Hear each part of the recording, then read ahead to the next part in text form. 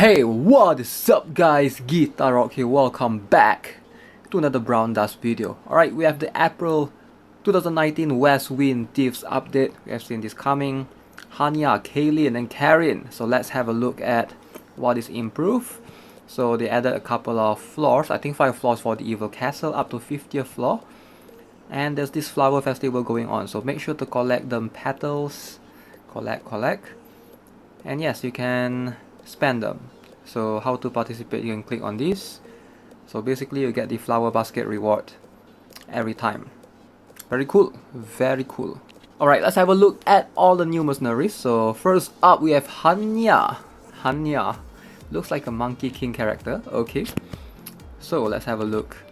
So this guy, first I want to stress out on the stats. 664 attack, 1.6k HP.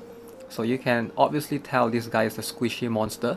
So he probably dies to anyone. Like easily one of the squishiest warriors we have had in a long time. Alright, so pretty subpar attack. I wouldn't say that's the highest, but it's not the lowest either. But the crit rate at 0% though, like what? Looks like you'll have to go with 2 fatal runes for this guy if you really want to benefit from that. Since all the skills already give crit damage. So in terms of the skill, basically he has this very unique skill which get the boost of crit damage plus 200% at the beginning of the battle. So I'm not sure if you want to like let him go immediately, or is it better to still buff him. I do think that you still want to buff him first before letting him move. So crit damage plus 200% and it minus 40% every single turn. So you want him to be like the first in your team to move first. So you can obviously tell that this guy sucks so bad on defense, like especially if you are defending against opponent who's attacking you, the opponent will move first. So therefore, if they have 3 like supporters and let's say mix in with some magicians, that will like take 4 turns. So you pretty much lose all of this crit damage in just in just 4 turns. So yeah, something to keep in mind. Very good offensively, but in terms of defense, he probably suck very bad. Okay, so this one is kind of unique. Attack boosts in proportion to the number of enemies' graves. I do like this skill. It's a very cool and interesting skill, but at the same time, it doesn't really necessarily provide a consistent amount of attack boost, because when you're fighting against an opponent, it's hard to determine whether you'll be able to get the number of graves on their end early on. I prefer something like Valfern's one. Valfern basically the number of graves on the battlefield. Basically that means that it includes both your own graves and the opponent's one to be able to get the attack up. Whereas for Hanya's one, it only relies on the opponent's graves. So that can be really inconsistent at times, because sometimes when you're fighting an opponent that, let's say the opponent has a Lucius on that particular lane, you won't be able to do anything unless he has like a bunch of attackers lined up on that particular lane that your Hanya is on. So yeah, sometimes it's going to be inconsistent, so you're going to see like various results. Sometimes he is very strong, sometimes he's very weak, depending on whether you are facing the opponent's tanking lane or whether you are facing the opponent's offensive lane. So you can't really control that. And then we have this skill right here. Deals additional damage to warriors and supporters. That is such a bummer. Why would you want to deal a bunch of damage to warriors and supporters?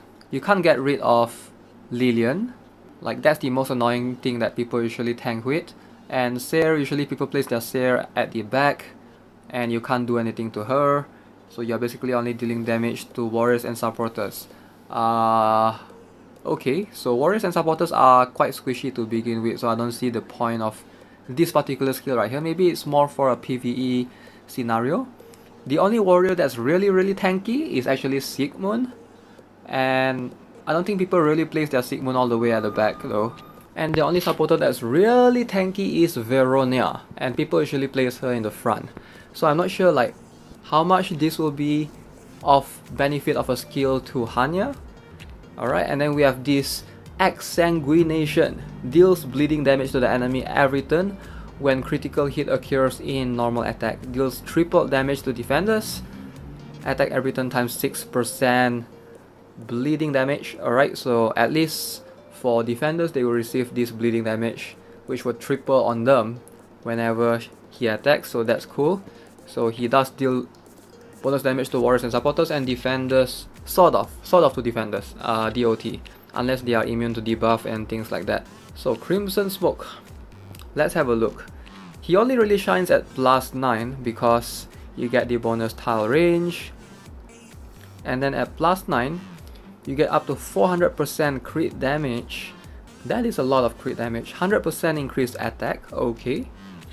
And then you have this attack boost in proportion, okay. So this is crit damage boost in proportion to the number of enemies' graves. That is really cool actually. The more graves the opponent has, the better it is.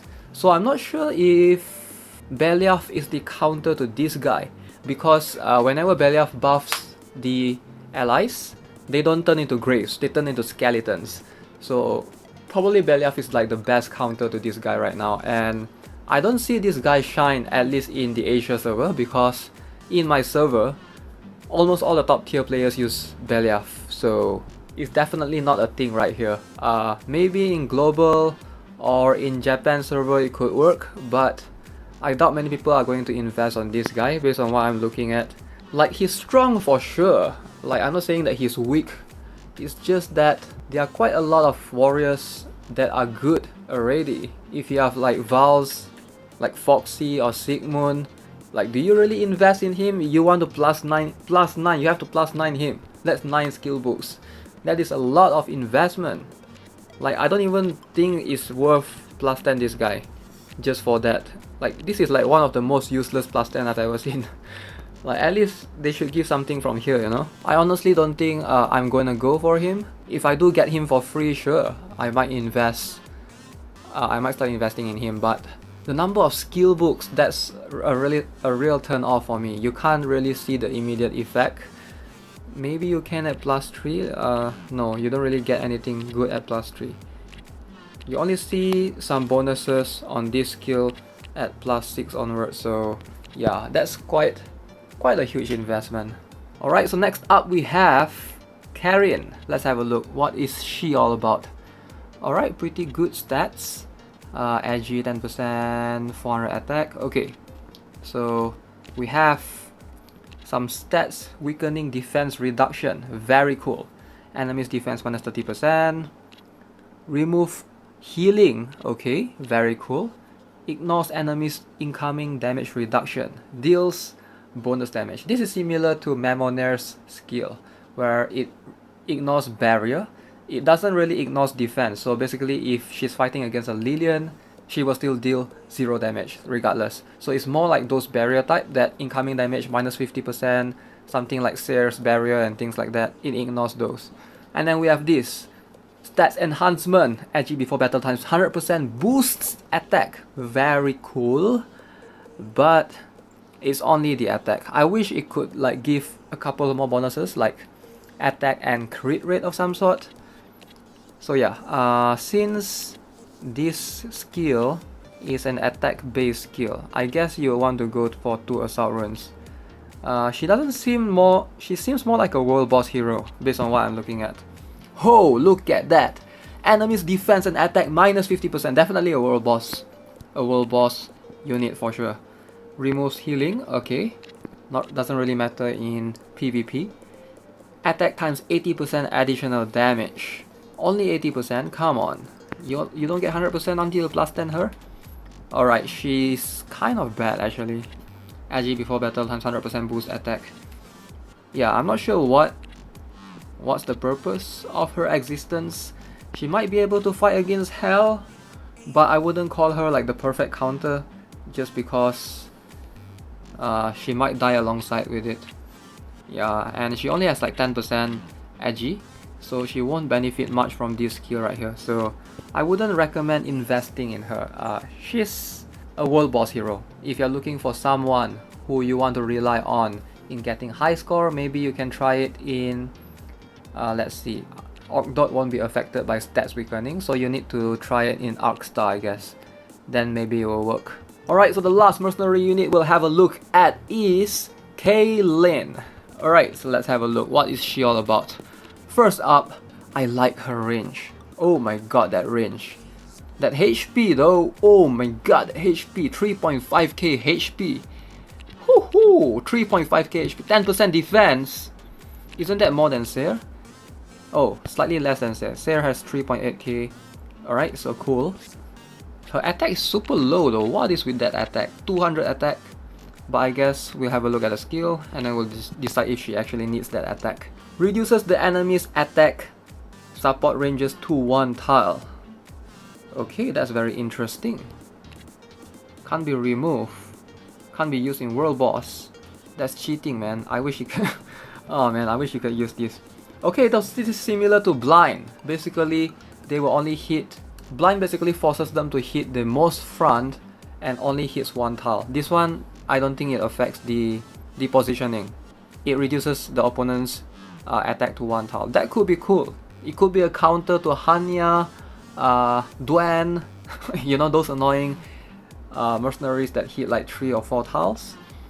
Reduces support and attack, okay. Combat stigma disappears when the mercenary who applied the combat stigma dies. Okay, enemy support minus 300%, enemy's attack minus 30%. Okay, so if she dies, basically since she is the one applying the combat stigma, so if she dies, the combat stigma is automatically removed. So that is kind of cool. So basically you want her to like be one of the first mercenaries to move first. And the enemy support minus 300%, I really like that one. That is really strong. If you hit a supporter, imagine that the opponent will buff for nothing. That is so cool. And their attack, basically it affects warriors, it affects supporters. Basically their support will get reduced and their attack will get reduced. So that is a really strong thing to have. So how about this skill? Edgy plus 70%, alright. So she already have 15% agility. So you can increase that to 100% if you want. Wow, very cool. Very cool. If you have like the substat and things like that. So how about this skill right here? Reflective counter.